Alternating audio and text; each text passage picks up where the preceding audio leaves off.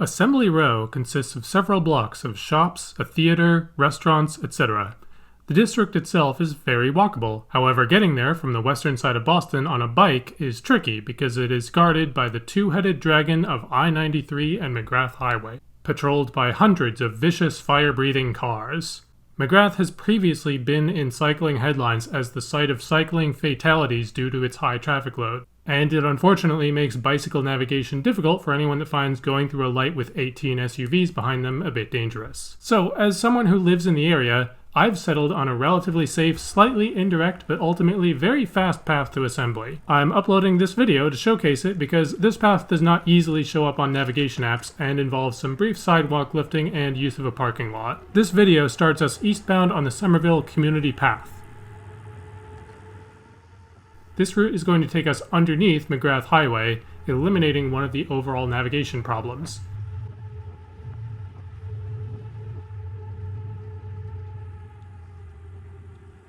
Your destination is this ramp here, just after the underpass.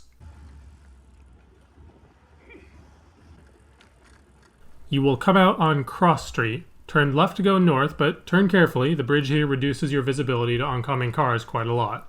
Cross Street runs parallel to McGrath Highway and is much more rideable. You're with the cars here, but this road doesn't see heavy or fast traffic.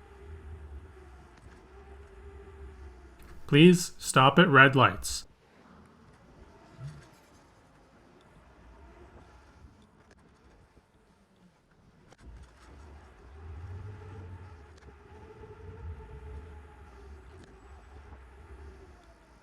Cross Broadway Street and continue north. You're going to turn left here at the fenced road.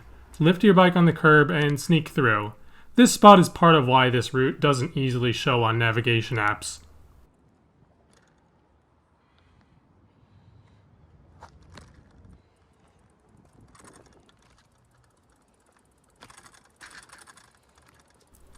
If you want, you could also turn left and then right on Broadway Street to get here, but you're more away from the traffic here. Turn right and you reach the parking lot of a Stop and Shop with a Dunkin' Donuts. Your goal is the path down at the right side of it.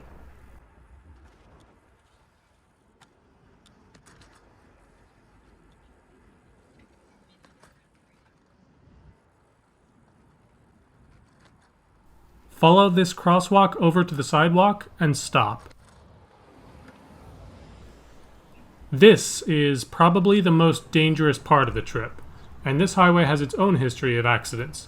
Just make sure to follow a few rules of crossing and be patient. Use the button to request crossing and wait for the lanes of traffic to stop. This guy stopped for me, but I actually let this car keep going because the crosswalk hadn't lit up yet and this white SUV hadn't planned to stop. Wait to confirm the traffic is stopping before going. I know I'm being pedantic, but many of these vehicles are coming down from high speed at the highway and are not primed to stop for a sudden pedestrian crossing. Wait to make sure they're stopped or that there is no traffic in sight, especially if you're crossing at night. This second crossing lights up yellow caution lights, not a red light. Traffic approaches them from the right now, and I confirm there's no vehicles in sight, so we keep going. Again, if you do see occasional traffic, just make yourself visible and wait for cars to stop. Just one more crossing, and this is best handled by waiting for the pedestrian light since there's no green light on your side of the sidewalk. I got lucky and got its last few seconds.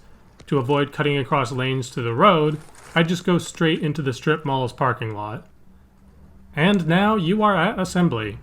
Once inside the area, all car traffic is pretty slow, and there are plenty of places to lock your bike. I've sped up some portions of this video, but the whole approach takes about 12 minutes from where I started. If you are coming from the Kendall Square area, you could adapt this route by taking the bike path up from the Cambridge Crossing entrance. If you're coming from around Inman Square, you could choose to follow Washington Street a short way, then take it left at Tufts Street to join Cross Street there. Much of this path is very well covered by street lighting, so I have made this trip even late at night with no problems. If you're coming from Malden or downtown, I would recommend taking the Orange Line, which stops at the back of Assembly Square. This is also around where a blue bike station sits in case you use those. At rush hour, I might even recommend taking this cycling route for people who normally drive to Assembly, since the Fellsway turning you need to take to get in here gets absolutely packed at rush hour. Hope you found this video useful.